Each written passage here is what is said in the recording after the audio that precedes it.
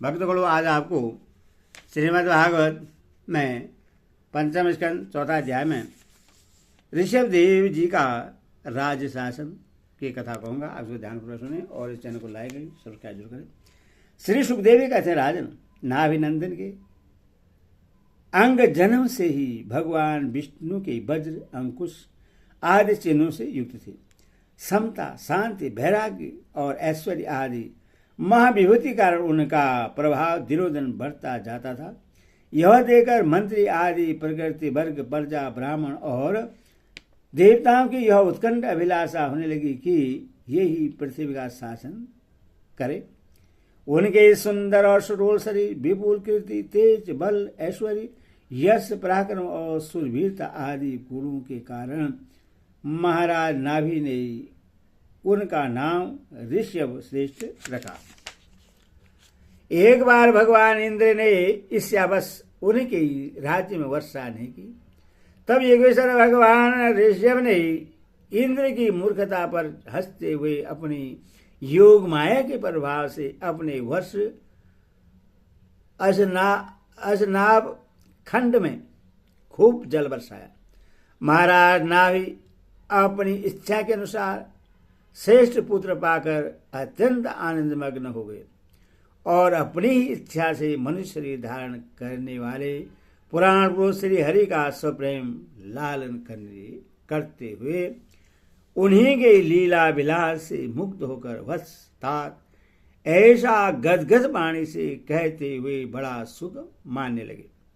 जब उन्होंने देखा कि मंत्रिमंडल, नागरिक और राष्ट्र की जनता ऋषभ देव से बहुत प्रेम करती है, तो उन्होंने उन्हें धर्म मर्यादा की रक्षा के लिए राज्याभिषिक्त करके ब्राह्मणों की देख रेख में छोड़ दिया।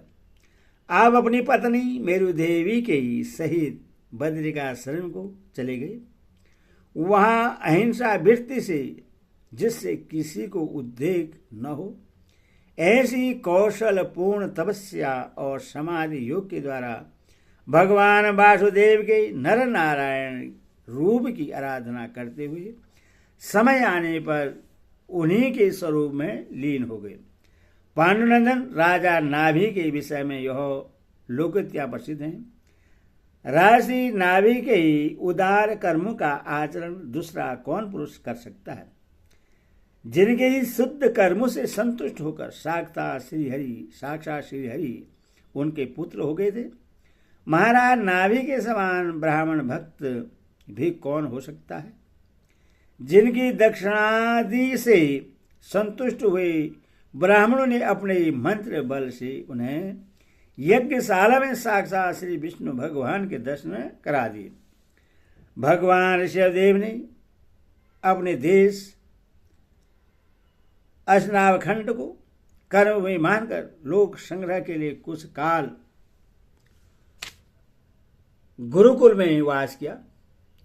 गुरुदेव को यथोचित दक्षिणा देकर गृहस्थ में प्रवेश करने के लिए उनकी आज्ञा ली। फिर लोगों को गृहस्थ धर्म की शिक्षा देने के लिए देवराज इंद्र की दी हुई उनकी कन्या जयंती से विवाह किया तथा स्रोत स्मार्त दोनों प्रकार के शास्त्रोपदिष्ट कर्मों का आचरण करते हुए उसके गर्भ से अपने ही समान गुण वाले 100 पुत्र उत्पन्न किए। उनमें महायोगी भरत जी सबसे बड़े और सबसे अधिक गुणवान थे। उन्हीं के नाम से लोग इस अजनाब खंड को भारतवर्ष कहने लगे। उनसे छोटे कुशावर्त, इलावर्त, ब्रह्मावर्त, मल्य, केतु, भद्रसेन, इंद्र, शपिक, विदर्भ और किकट, ये 9 राजकुमार शेष 90 भाइयों से बड़े एवं श्रेष्ठ थे। उनसे छोटे कवि हरि, अंतरिक्ष, प्रबुद्ध, पिपलायन, आविहोत्र, द्रुमिल, चमस, करभाजन, ये 9 राजकुमार भागवत धर्म का प्रचार करने वाले बड़े भगवत भक्त थे। भगवान की महिमा से महिमान्वित और परम शांति से पूर्ण इनका पवित्र चरित्र हम नारद वासुदेव संवाद के प्रसंग से आगे एकादश स्कंद में कहेंगे। इनसे छोटे जयंती के 81 पुत्र पिता की आज्ञा का पालन करने वाले अति विनीत महान वेदज्ञ और निरंतर यज्ञ करने वाले थे। वे पुण्य कर्म का अनुष्ठान करने से शुद्ध होकर ब्राह्मण हो गए। भगवान शिवदेव यदि परम स्वतंत्र होने के कारण स्वयं सर्वदा ही सब प्रकार की अनर्थ परंपरा से रहित केवल आनंदानुभव स्वरूप और साक्षात ईश्वरी थे, तो भी अज्ञानी के समान कर्म करते हुए उन्होंने काल के अनुसार प्राप्त धर्म का आचरण करके उसका तत्व न जानने वाले लोगों को उसकी शिक्षा दी।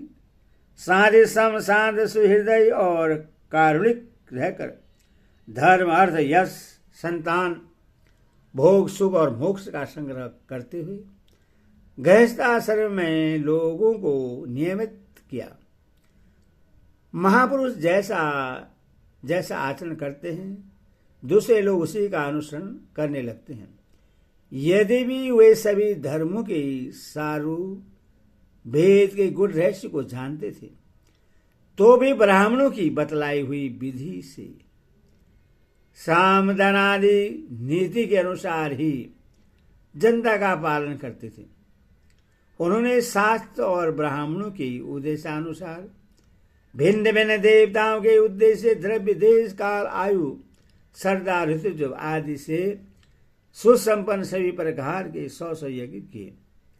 भगवान शिवदेव के शासन काल में इस देश का कोई पुरुष अपने लिए किसी से भी अपने प्रभु के प्रति दिन दिन बढ़ने वाले अनुराग के सिवा और किसी वस्तु की कभी इच्छा नहीं करता था।